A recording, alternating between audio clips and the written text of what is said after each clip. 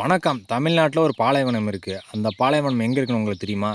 அப்படி தெரியாட்டி இந்த வீடியோவை முழுசாக பாருங்கள். அந்த பாலைவனம் எங்கே இருக்குன்னு சொல்லி இந்த வீடியோவில் முழுசாக பார்க்கலாம் வாங்க.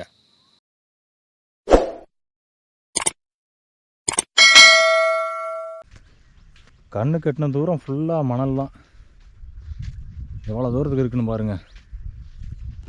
பயங்கரமாக இருக்குது. பல கிலோமீட்டருக்கு அப்படியே பரவி கிடக்கு இந்த மணல் ஃபுல்லாக. ரொம்பலாம் உள்ள தள்ளி போனோம்னா வர்றதுக்கு வழி தெரியாது. அப்படி இருக்குது, பயங்கரமாக இருக்குது. பாருங்கள் எப்படி இருக்குன்னு நீங்களே பாருங்கள். பல கிலோமீட்டருக்கு பரவி கிடக்குது இந்த மணல் ஃபுல்லாக. தமிழ்நாட்டில் ஒரு அற்புதமாக தேரிக்காடை தான் சொல்லலாம். தமிழ்நாட்டின் பாலைவனம்னு சொல்லலாம். பயங்கரமாக இருக்குது இந்த தேரிக்காடு. செடி கொடிகள்லாம் அங்கனங்கன முளைச்சிருக்கு. மற்றபடி ஃபுல்லாக மணல் தான் அதிகம். பாருங்கள் எவ்வளோ தூரத்துக்கு இருக்குன்னு. வேறு லெவலாக இருக்குது. முன்னாடி ஒரு மரம் இருக்குது பாருங்கள். இது என்ன மரம்? முந்திரி மரம் தான் நினைக்கிறேன். ஆமாங்க, முந்திரி மரம் தான். காய் இருக்கானு தெரியலையே. இருக்குங்க, பழமே இருக்குன்னு நினைக்கிறேன். பாருங்க முந்திரி பழத்தை எப்படி இருக்குன்னு. இது என்னமோ கடிச்சிருக்கு, அணில் கடிச்சிருக்குன்னு நினைக்கிறேன். கொட்டையை பாருங்கள் வெளியே வந்துருக்கு. முந்திரியில் ஃபுல்லாக கொட்டை அப்படி தான் இருக்கேன், வெளியே வந்து தான் இருக்கேன். மற்ற பழத்துக்கு மாதிரி உள்ளே இருக்காது.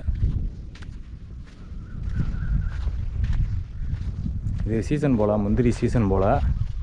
அதான் முந்திரிலாம் பழுத்துருக்கு. இந்த புதருக்குள்ள என்னமோ சவுண்டு வருது, என்னன்னு தெரில. மயில் இருக்குங்க உள்ள. மயில் தெரியுதுங்களா உங்களுக்கு? இந்த சைடு காட்டுறேன் வாங்க.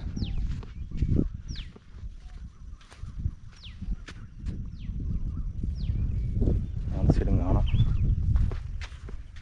அந்த பக்கம் இருக்கும் போல.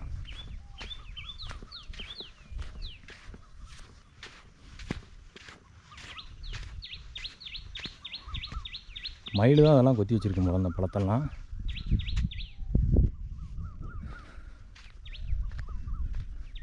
ஓடிடுச்சு அந்த மயில். எப்படி இருக்குன்னு பாருங்க, சும்மா வேறு லெவலில் இருக்குது. இது வந்து 2400 2400 24,000 வருஷத்துக்கு முன்னாடி இந்த மணல் படுகையெல்லாம் தோன்றினதான். இந்த முந்திரி செடியெல்லாம் எதுக்கு நட்டு வச்சுருக்காங்கன்னா, அந்த மணல் வந்து காற்று அடிக்கும்போது அப்படியே மாறிக்கிட்டே இருக்குமா. மணல் திட்டுக்கள் வந்து ஒரு இடத்துல பள்ளமாக இருக்கும், ஒரு இடத்துல மேடாக இருக்குமா. அது வந்து அப்படியே மாறாமல் அதே இடத்துல இருக்கிறதுக்காண்டி அந்த அமைப்பு வந்து, அமைப்புனா இப்படி அந்த மரத்தை நட்டு வச்சுட்டாங்கன்னா அந்த அமைப்பு வந்து அப்படியே மாறாதான். அந்த மணல் வந்து அங்கங்கே இருக்குமா அப்படியே. எப்படி இருக்குன்னு பாருங்க, சும்மா வேறு லெவலில் இருக்குது. இது மாதிரி நீங்கள் தமிழ்நாட்டில் எந்த இடத்துலையும் பார்த்துருக்க மாட்டீங்க. திருச்செந்தூர் பக்கத்தில் அந்த தேரிக்காட்டில் மட்டும்தான் இது மாதிரி இருக்குது. எவ்வளோ பயங்கரமாக இருக்குன்னு பாருங்க. போய்கிட்டே இருக்கலாம் நமக்கு. ஆனால் வழி தெரியாது. ஒரு குறிப்பிட்ட தூரம் தான் நம்ம போக முடியும், அதுக்கு மேலே வழி தெரியாது நமக்கு.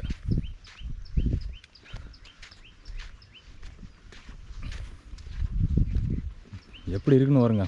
போக போக எவ்வளோ தூரம் போய்கிட்டே இருக்குன்னு தெரில. ரொம்ப தூரமாக போய்கிட்டு தான் இருக்கேன். நம்ம பல கிலோமீட்டருக்கு பரவி கிடக்குது. மணல்லாம் பாருங்கள் அப்படியே சாஃப்டாக இருக்குது. எவ்வளோ சாஃப்டாக இருக்குன்னு பாருங்க. ஃபுல்லாக செம்மண் கலந்த மண் மாதிரியே இருக்குது.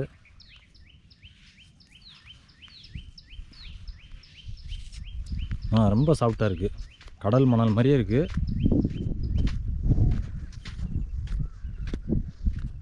பாருங்கள் ஃபுல்லாக அந்த சைடு ஃபுல்லாக இருக்குது. மரம் ஃபுல்லாக முந்திரி தான் அதிகமாக இருக்குது, நட்டுருக்காங்க. நான் மணலில் அரிப்பதை வந்து தடுக்கிறதுக்கு முந்திரி தான் நிறையா நட்டுருக்காங்க. எப்படி இருக்குன்னு பாருங்க. பல கிலோமீட்டருக்கு இருக்குது. ஃபுல்லாக முந்திரி மரம் தான். சைடு ஃபுல்லாக முந்திரி மரம் தான். இது சீசன் போல் நிறையா பழம் இருக்குது.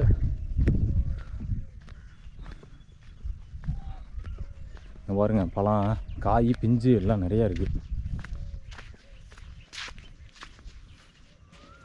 இங்கே பாருங்க பிஞ்சு பார்த்தீங்களா எப்படி இருக்குன்னு. இங்கே பாருங்க காயை பாருங்க.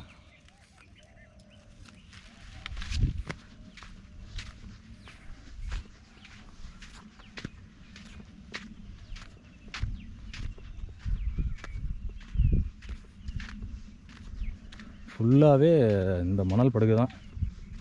எப்படி இருக்குன்னு பாருங்கள், பயங்கரமாக இருக்குது.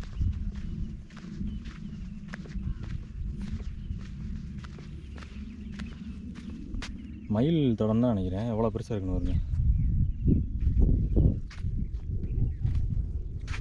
எவ்வளோ அழகாக இருக்குன்னு பாருங்க. அந்த சைடுன்னு வந்துருக்கு, அப்படியே தெரியுதுங்களா? எவ்வளோ தூரத்துக்கு போயிருக்குன்னு பாருங்க. உண்மையிலே வேறு லெவலாக இருக்குது இந்த இடம். எல்லாம் வந்து நீங்கள் பார்க்க வேண்டிய இடம் இதெல்லாம் ஃபுல்லாக. எப்படி இருக்குன்னு பாருங்க. இந்த சைடு பாருங்கள் ஃபுல்லாக பனை மரங்களாக இருக்குது. எவ்வளோ இருக்குன்னு பாருங்கள். அந்த சைடு வரையும் இருக்குது அந்த பனை மரங்கள்.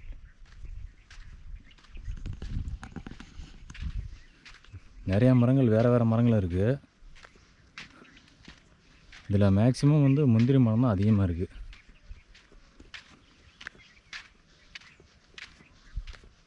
எவ்வளோ மரம் இருக்குது பாருங்க. ஃபுல்லாக இது இருக்கிற பூரா முந்திரி மரங்கள் தான்.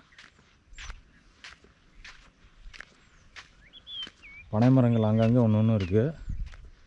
வேறு மரங்களில் முள்ளு மரம் நினைக்கிறேன். முள்ளு மரங்கள்லாம் நிறையா இருக்குது இந்த சைடு ஃபுல்லாக. எப்படி இருக்குன்னு பாருங்க.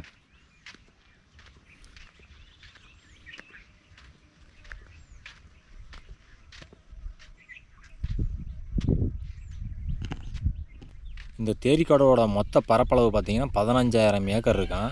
அதாவது தூத்துக்குடி மாவட்டத்திலேருந்து திருநெல்வேலி மாவட்டம் வரையும் பரவி கிடக்கு தான். அவ்வளோ பெரிய இடம் தான் இந்த தேரிக்காடு. ஃபுல்லாகவே மணல் பகுதி தான் இந்த தேரிக்காட்டில் இருக்கிறது ஃபுல்லாகவே. அதே மாதிரி இந்த மாவட்டத்தில் பார்த்திங்கன்னா ஐவகை நிலங்கள், அதாவது குறிஞ்சி, முல்லை, மருதம், நெய்தல், பாலை, இந்த ஐவகை நிலங்களும் இருக்கிற ஒரே மாவட்டம் இந்த தூத்துக்குடி திருநெல்வேலி மாவட்டம் தான். இந்த இடத்துல தான் அந்த குறிஞ்சினா மலை சார்ந்த இடமும், முல்லைனா காடு சார்ந்த இடமும், அப்புறம் மருதம்னா வயலும் சார்ந்த இடமும், நெய்தல்லாம் வந்து கடல் சார்ந்த இடமும், பாலைனா இந்த மணல் பகுதி, அதாவது இந்த பாலைவனம், இந்த மணல் சார்ந்த பகுதி வந்து பாலைன்னு சொல்லுவாங்க. இந்த ஐவகை திணையிலம் இருக்க ஒரே இடம் வந்து இந்த இடம் தான், தூத்துக்குடி மற்றும் திருநெல்வேலி மாவட்டத்தில் தான். இந்த தேரிக்காட்டை சங்ககால இலக்கியங்களில் நிறைய இலக்கியத்தில் வந்து குறிப்பிட்டிருக்காங்க. முக்கியமாக குறுந்தொகையில் வந்து இந்த இடத்த வந்து குறிப்பிட்டு சொல்லியிருக்காங்க. இந்த தேரிக்காட்டில் பல்வகை பறவை இனங்களும் அதே மாதிரி அரிய வகை விலங்குகளும் இந்த தேரிக்காட்டில் இருக்க சொல்கிறாங்க. இந்த தேரிக்காட்டில் வந்து வறட்சியான தாவரங்கள் மட்டும்தான் வளருமா. பனை மரம், அந்த சீம கருளை, அப்புறம் இந்த முந்திரி மரங்கள், இது மாதிரி மரங்கள் தான் இந்த தேரிக்காட்டில் வளருமா. மற்ற மரங்கள்லாம் இந்த தேரிக்காட்டில் வளராதான். இந்த மண் மழைநீரை சேமிக்கும் திறன் வந்து கம்மியாக இருக்கான். அதனால் வறட்சியான மரங்கள் மட்டும்தான் வளருமா. இந்த தேரிக்காட்டுக்குள்ளே நீங்கள் நுழைஞ்சா எல்லா பக்கமும் ஒரே மாதிரி தான் இருக்கும். நீங்கள் எந்த சைடு போகிறீங்க, எந்த சைடு வர்றீங்கன்னு தெரியாது. அதனால் நீங்கள் கவனமாக தான் போகணும். வழி மாறி போனீங்கன்னா நீங்கள் வர்றதே ரொம்ப கஷ்டம். கூகுள் மேப்பு இது மாதிரி வச்சு தான் வர முடியும். மற்றபடி ரொம்ப அருமையான இடம் தான் இந்த தேரிக்காடு. இந்த தேரிக்காடு எங்கே இருக்குன்னா, திருச்செந்தூர்லேருந்து சுமார் 12 கிலோமீட்டர் வந்தீங்கன்னா தேரி குடியிருப்புன்னு ஒரு கிராமம் இருக்குது. அந்த தேரி குடியிருப்பு கிராமத்திலேருந்து சுமார் 2 கிலோமீட்டர் தூரத்தில் தான் இந்த தேரிக்காடு அமைஞ்சிருக்கு. தேரிக்காட்டிலேருந்து மேற்கு பக்கமாக வரணும். கற்குவேல் ஐயனார்னு கோயில்னு வந்து இந்த தேரிக்காட்டில் இருக்குது. அதுக்கு பின்பக்கம் தான் நம்ம இருக்கோம். அதுக்கு பின்பக்கம் ஃபுல்லாகவே தேரிக்காடு தான். அந்த ஐயனார் கோயிலுக்கு வந்துட்டு அப்படியே நீங்கள் இந்த தேரிக்காட்டுக்கும் பார்க்க வரலாம். தேரிக்காடு, தேரினா வந்து மணல் திட்டுக்கள் அமைந்த பகுதியாக, அதனால தான் இந்த இடத்துக்கு பேர் வந்து தேரிக்காடுன்னு வச்சுருக்காங்க. இந்த இடத்துக்கு இன்னொரு பேர் இருக்குது, குதிரை மொழி அப்படின்னு சொல்லி இன்னொரு பேரும் வச்சுருக்காங்க இந்த இடத்துக்கு. தேரிக்காடு குதிரை மொழி அப்படின்னு சொல்லி இந்த இடத்த வந்து அழைக்கிறாங்க. அந்த முன்பக்கம் பாருங்கள் எவ்வளோ பனை மரங்கள் நிறையா இருக்குது, எவ்வளோ கண்கொள்ளா காட்சியாக இருக்குன்னு பாருங்கள். அந்த பக்கம் தான் கற்குவேல ஐயனார் கோயில் இருக்குது. அந்த தெரியுது பாருங்கள் கோயில் கூட அந்த இடத்துலேருந்து பார்த்தா. அந்த சைடு தான் நம்ம போயிட்டுருக்கோம் இப்போ. இந்த கற்குவேல் ஐயனார் கோயிலுக்கு திருச்செந்தூர்லேருந்து மினி பஸ் இருக்குது. அந்த மினி பஸ்ஸில் நீங்கள் வரலாம் இங்கே. அதில் வந்து அப்படியே தேரிக்காட்டியும் பார்த்துட்டு போகலாம் நீங்கள். இந்த வீடியோ உங்களுக்கு பிடிச்சிருக்குன்னு நினைக்கிறேன். பிடிச்சிருந்தால் லைக் பண்ணுங்கள், ஷேர் பண்ணுங்கள், கமெண்ட் பண்ணுங்கள். மறக்காமல் சப்ஸ்கிரைப் பண்ணுங்கள். நன்றி, வணக்கம்.